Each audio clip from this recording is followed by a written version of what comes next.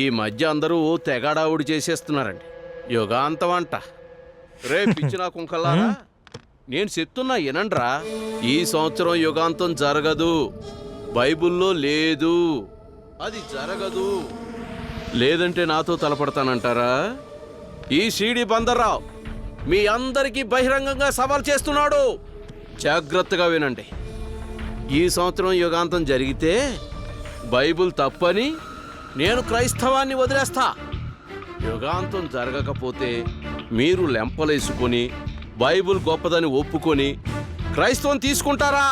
మీరు రెడీయేనా? ఇతనెవరో గొప్ప విశ్వాసిలా ఉన్నాడే. అయ్యో గురువుగారు, మీకు అలా అర్థమైందా? అక్కడ విషయం ఏమిటంటే, ఒకవేళ యుగాంతం జరిగితే క్రైస్తవాన్ని వదిలేయడానికి ఈయన ఉండడు, ఈయన్ని ప్రశ్నించడానికి ఎవరూ మిగలరు. అదే జరగకపోతే చూశారా, నేను చెప్పిందే నిజం అనొచ్చు. అది లాజిక్. ఓహో, వాళ్ళు చెప్పేటువంటి కాకమ్మ కథలు ఇని తాతయ్య మేము జెండా వందనానికి వెళ్తున్నాం. మా కొత్త బట్టలు ఎలా ఉన్నాయి? రే పిచ్చోడా, పుల్లలు చక్రాలు పెట్టుకొని తల పైకెత్తి కాగితపు గుడ్డకు సెల్యూటా? మీకేమైనా పిచ్చెక్కిందిరా? అక్కడికి వెళ్తే ఏమొస్తుందిరా? అక్కడికి పోతే ₹1 చాక్లెట్ చేతిలో పెడతారా మీకు? దగ్గరుంటే అది కూడా అయ్యో కదా తాతయ్య. పచ్చళ్ళు జెండా రే రే, వందనం. జెండా వందనం అయితే ఏం లేదు. లోపల పోండి. నువ్వు కెమెరా రోల్ చేయబోయా. ఈ లోకంలో ఏ శాస్త్రమైనా ఏ మత గ్రంథమైనా బైబుల్ తర్వాతే. ఏ శాస్త్రవేత్త అయినా ఏ బోధకుడైనా ఈ సీడీ తర్వాతే. కాదన్నవాణ్ణి, ఎదిరించిన వాణ్ణి నా కాలు కింద పెట్టి నలిపేస్తాను. వాణ్ణి నన్ను ఢీకొట్టే మగాడు ఇంకా పుట్టలేదు.